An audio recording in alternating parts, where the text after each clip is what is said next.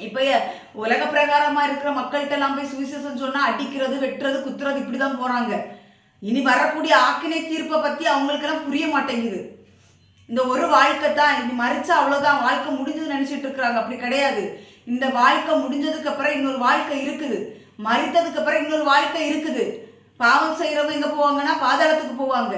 பரிசுத்தமா வாழ்றவங்க பரதேசிக்கு போவாங்கன்னு சொல்லி வேதவசனம் சொல்லுகிறது. நமக்கு ஒரு நியாய தீர்ப்பு இருக்கு. நியாய தீர்ப்புக்கு அப்புறம் தான் நரகமா பரலோகமாங்கிறது நமக்கு தெரியும். அதனால நீங்க ரொம்ப கேர்ஃபுல்லா இருந்து மனம் திரும்பணும். அநேகம் இப்ப கடைசி காலனால பிசாசுக்கு கொஞ்ச காலம் இருக்குங்கிறதுக்காக அவன் என்ன பண்றான் அப்படின்னா என்ன, கர்த்தருடைய வருகை ரொம்ப சமீபமாயிற்று. ரொம்ப சமீபமாயிற்று, நாட்களே கிடையாது. ரொம்ப சமீபமா இருக்கிறதுனால பிசாசுக்கு தெரிஞ்சு போச்சு, ஐயோ இது நமக்கு நீ கொஞ்ச நாள் தான் இருக்குது, எந்த வழியாவது மக்களை நம்ம பக்கம் எப்படியாவது இழுக்க முடியுமா அப்படின்னு சொல்லி அவன் வகை தேடுகிறான். வகை தேடிட்டு சும்மா இருக்கல, சுற்றி திரிகிறான். யோபுட்ட போய் சொன்னான், யோபுவை பத்தி ஆண்டவர்கிட்ட போய் சொன்னாம்ல பிசாசு, நான் பூமி எங்கும் சுற்றி உலாவி கொண்டு வருகிறேன் அப்படின்னு சொன்னாம்ல.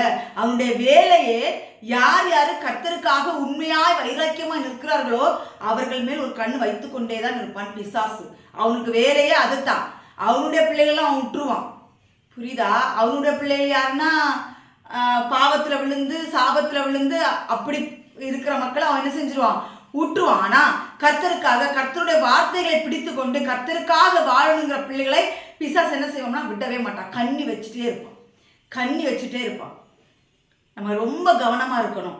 இந்த கடைசி காலத்துல நம்மளை சுற்றி அநேக பாவத்தின் கிரியைகள் தலைவிரித்து ஆடுகிறது. விபச்சாரம் என்னும் பாவம், வேசித்தனம் என்னும் பாவம், காம விகாரம் என்னும் பாவம், இந்த மாதிரிப்பட்ட பொய் என்னும் பாவம், களவு என்னும் பாவம், இந்த மாதிரி பயங்கரமான பாவங்கள் எல்லாம் என்ன செய்யுதுன்னா சுற்றி கொண்டு திரிகிறது. ஒரு